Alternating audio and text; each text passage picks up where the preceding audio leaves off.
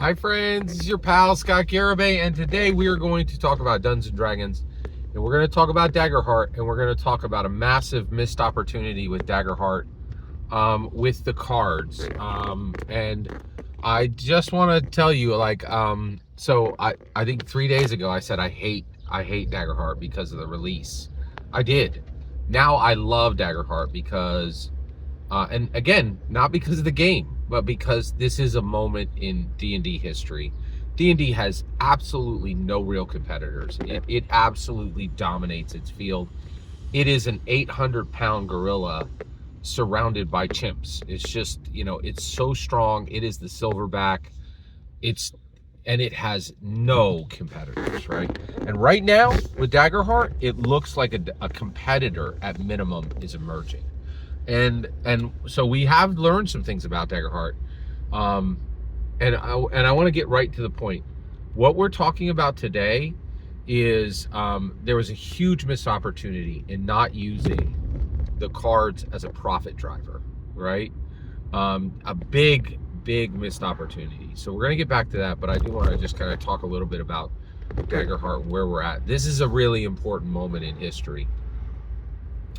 And that moment is, just like this very silent, quiet moment, and in the chaos of 1,000 YouTube videos, right? Of discussing Daggerheart, we know this isn't a D&D clone. It's not a D&D clone. That's a big deal.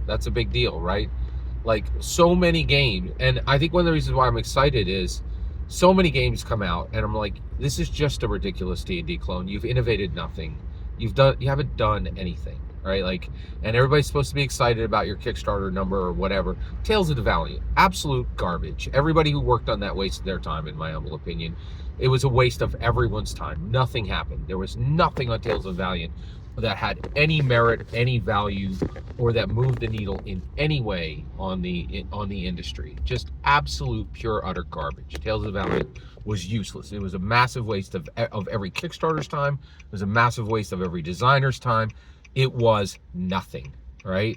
And we get 3 of those a year, and I have to look at them for you, right, and determine if there's something there. And I can tell you, there's something here on Daggerheart. This is real. There's something here. We know it's not a D&D clone. We don't know if it's a D&D killer yet. But it is fascinating, all right? But I want to talk about Daggerheart, so let's dig in. Okay, the cards, okay? So the cards are really unique. They're a big swing, okay?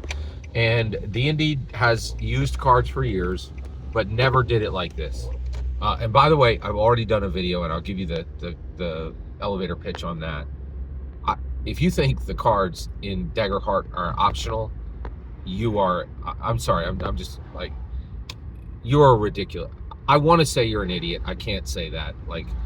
You're a ridiculous fool. You're just not reading. The cards are not even remotely optional. They are absolutely, fundamentally baked into the pie, right? These are cherries. In a cherry pie, you can't extract them, right? You can't just take the cherry out, right? It's already baked in. These cards are fundamentally part of the game, and you cannot play the game without them, okay? That's ludicrous. And there are people saying it for a lot, and that's one of the other things I'm really fascinated with Daggerheart. Why do people lie through their teeth, right? So, you can play this without the cards. You are a ridiculous, utter fool, and you are spreading a myth, right? There's no possibility of play. Technically, sure, right? If you want to just grind yourself over glass every step of the way through the game, right? But it would be literally and intellectually, emotionally, and spiritually painful to play this without the cards. It's absurd. It's an absurdity. I'm sorry to go on. Let me stay focused. Okay. All right. Let's talk about the missed opportunities with these cards. So, I'm incredibly blessed. I have these incredible FLGSs around me, okay? Also, what's super weird is, you guys don't know this yet. I do, because I'm there every single week. Every comic shop is just a Dungeons & Dragons shop. All they do every week is just put up new D&D canon on the walls through DC and Marvel, right? Some of those smaller presses don't have D&D connections, but D&D DC and Marvel are canon to Dungeons & Dragons right now. So not only are FLGSs carrying D&D content, every FLCS, every friendly local comic shop, is now carrying literally D&D canon every week, the majority of the titles that are on the show. It's incredible, okay? Now, what I want to explain to you is Dungeons & Dragons is the first tabletop role-playing game. Tabletop role-playing games are an absolutely abysmal business model. And the reason why, all you need to know to understand this is just look at what's happening on Magic the Gathering. Do you guys know what's happening on Magic the Gathering right now?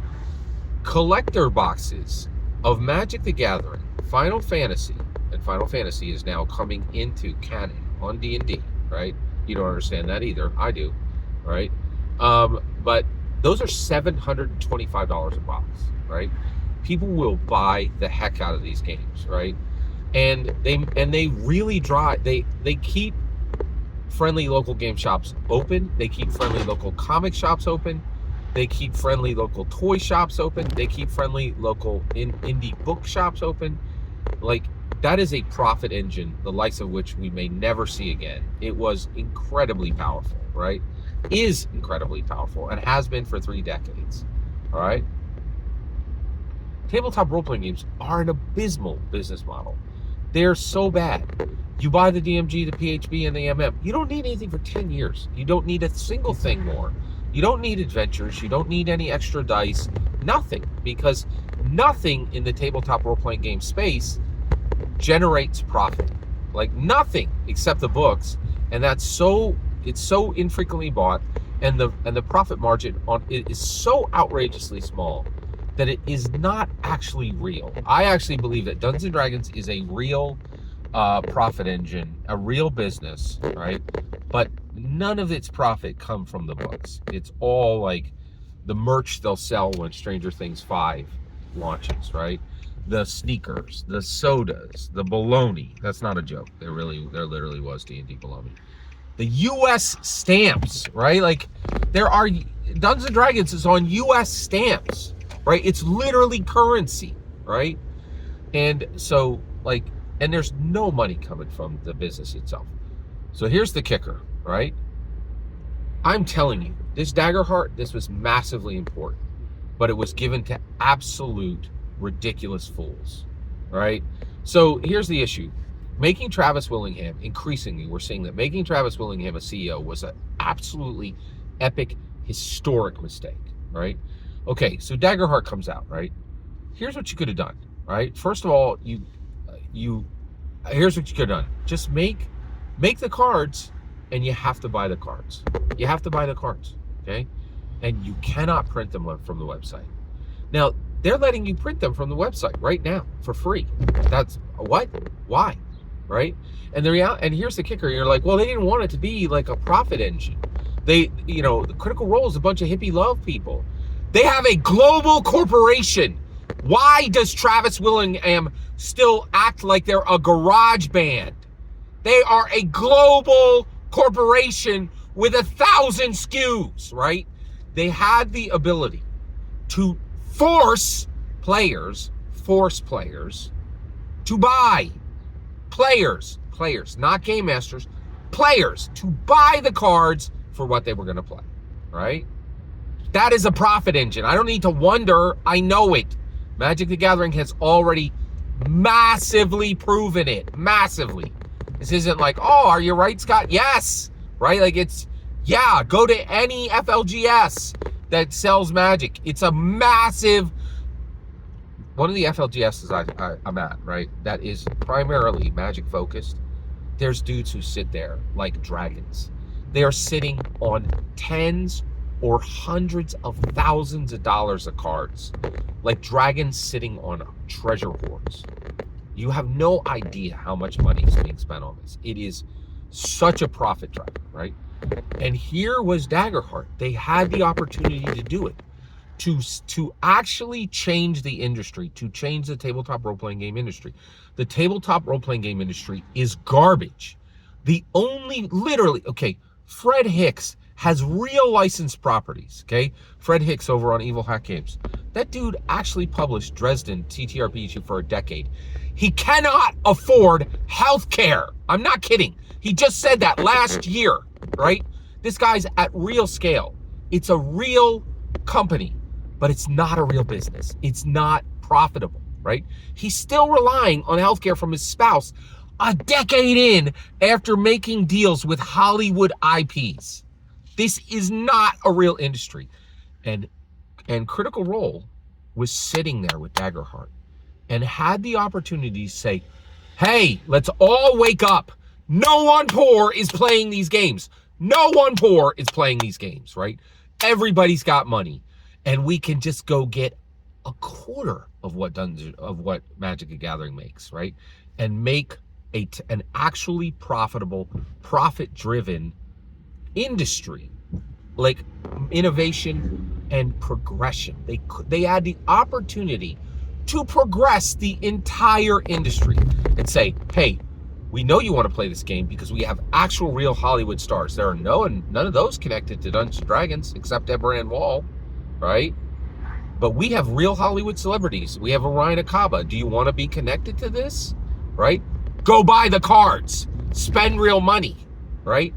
They could have divorced themselves from their stupid, ridiculous hippie crap and actually progressed the industry.